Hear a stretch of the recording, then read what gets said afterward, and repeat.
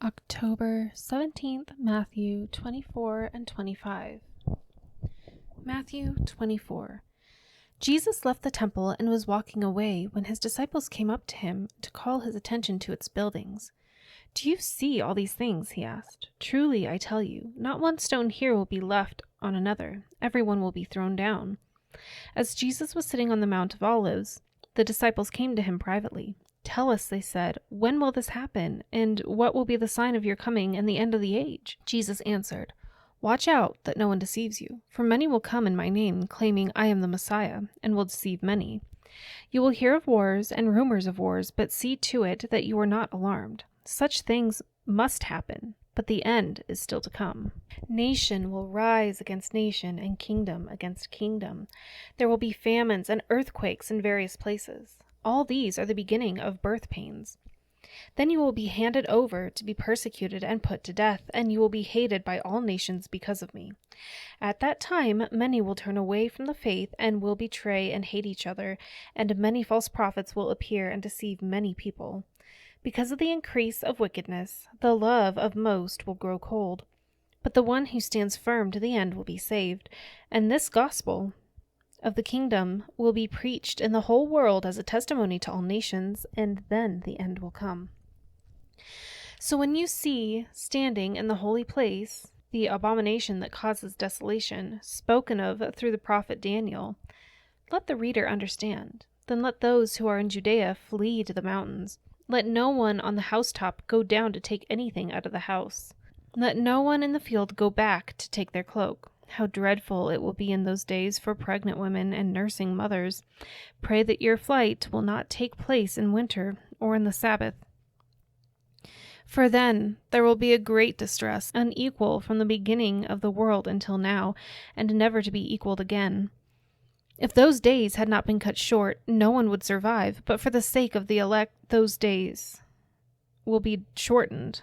At that time, if anyone says to you, 'Look, here is the Messiah,' or 'There he is,' do not believe it. For false messiahs and false prophets will appear and perform great signs and wonders to deceive, if possible, even the elect. See, I have told you ahead of time. So if anyone tells you, 'There he is, out in the wilderness,' do not go out. Or, 'Here he is in the inner rooms,' do not believe it. For as lightning that comes from the east is visible even in the west, so will be the coming of the Son of Man. Wherever there is a carcass, there the vultures will gather. Immediately after the distress of those days, the sun will be darkened, and the moon will not give its light. The stars will fall from the sky, and the heavenly bodies will be shaken. Then will appear the sign of the Son of Man in heaven, and then all the peoples of the earth will mourn when they see the Son of Man coming on the clouds of heaven with power and great glory. And he will send his angels with a loud trumpet call, and they will gather his elect from the four winds, from one end of the heavens to the other. Now learn this lesson from the fig tree. As soon as its twigs get tender and its leaves come out, you know that summer is near. Even so, when you see all these things, you know that it is near, right at the door. Truly, I tell you, this generation will certainly not pass away until all these things have happened. Heaven and earth will pass away, but my words will never pass away. But about that day, or hour, no one knows, not even the angels in heaven, nor the Son, but only the Father. As it was in the days of Noah, so it will be at the coming of the Son of Man. For in the days before the flood, people were eating and drinking, marrying and giving in marriage, up to the day Noah entered the ark. And they knew nothing about what would happen until the flood came and took them all away. That is how it will be at the coming of the Son of Man. Two men will be in the field. One will be taken and the other left. 2 women will be grinding with the handmill. One will be taken and the other left. Therefore, keep watch, because you do not know on what day your Lord will come. But understand this, if the owner of the house had known at what time of night the thief was coming, he would have kept watch and would not have let his house be broken into. So you also must be ready, because the Son of Man will come at an hour when you do not expect him. Who then is the faithful and wise servant whom the master has put in charge of the servants in the household to give them their food at the proper time? It will be good for that servant whose master finds him doing so when he returns. Truly, I tell you, he will put him in charge of all his possessions. But suppose the servant is wicked and says to himself, 'My master is staying away a long time,' and he then begins to beat his fellow servants and to eat and drink with drunkards. The master of that servant will come on a day when he does not expect him, and at an hour he is not aware of. He will cut him to pieces and assign him a place with the hypocrites, where there will be weeping and gnashing of teeth. Matthew 25. At that time the kingdom of heaven will be like 10 virgins who took their lamps and went out to meet the bridegroom. 5 of them were foolish, and 5 were wise. The foolish ones took their lamps, but did not take any oil with them. The wise ones, however, took oil in jars along with their lamps.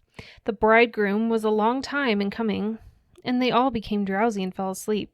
At midnight the cry rang out, "Here's the bridegroom, come out to meet him." Then all the virgins woke up and trimmed their lamps. The foolish ones said to the wise, "Give us some of your oil, our lamps are going out." "No," they replied, "there may not be enough for both us and you. Instead, go to those who sell oil and buy some for yourselves."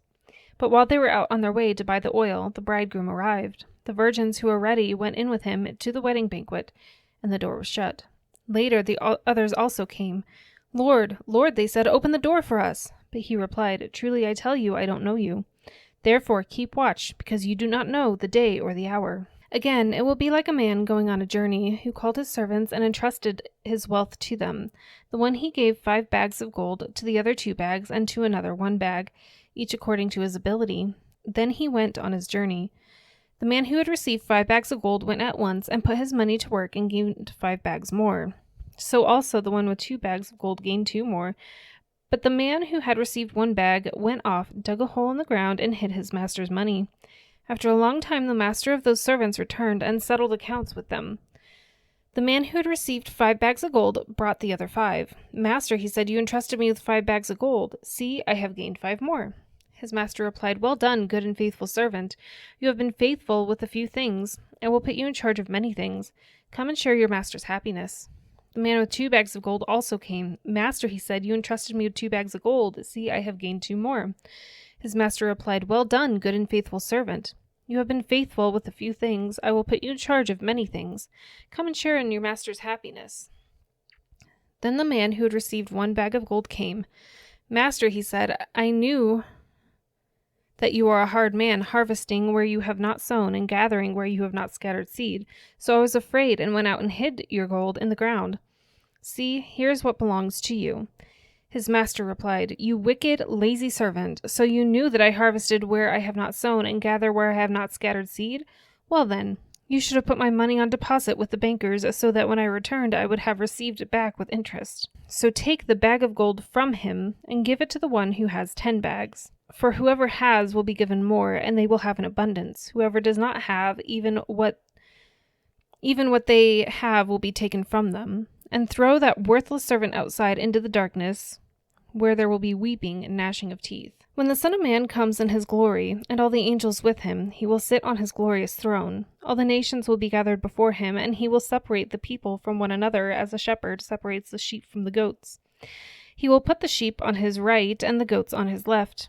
Then the king will say to those on his right, "Come, you who are blessed by my Father, take your inheritance, the kingdom prepared for you since the creation of the world. For I was hungry, and you gave me something to eat. I was thirsty, and you gave me something to drink. I was a stranger, and you invited me in. I needed clothes, and you clothed me. I was sick, and you looked after me. I was in prison, and you came to visit me." Then the righteous will answer him, "Lord, when did we see you hungry and feed you, or thirsty and give you something to drink? When did we see you a stranger and invite you in, or needing clothes and clothe you? When did we see you sick or in prison and go to visit you?" The king will reply, "Truly I tell you, whatever you did for one of the least of these brothers and sisters of mine, you did for me." Then he will say to those on his left, "Depart from me, you who are accursed, into the eternal fire prepared for the devil and his angels. For I was hungry, and you gave me nothing to eat. I was thirsty, and you gave me nothing to drink. I was a stranger, and you did not invite me in. I needed clothes, and you did not clothe me. I was sick in prison, and you did not look after me." They also will answer, "Lord, when did we see you hungry, or thirsty, or a stranger, or needing clothes, or sick, or in prison, and did not help you?" He will reply, "Truly I tell you, whatever you did not do for one of the least of these, you did not do for me." Then they will go away to eternal punishment, but the righteous to eternal life.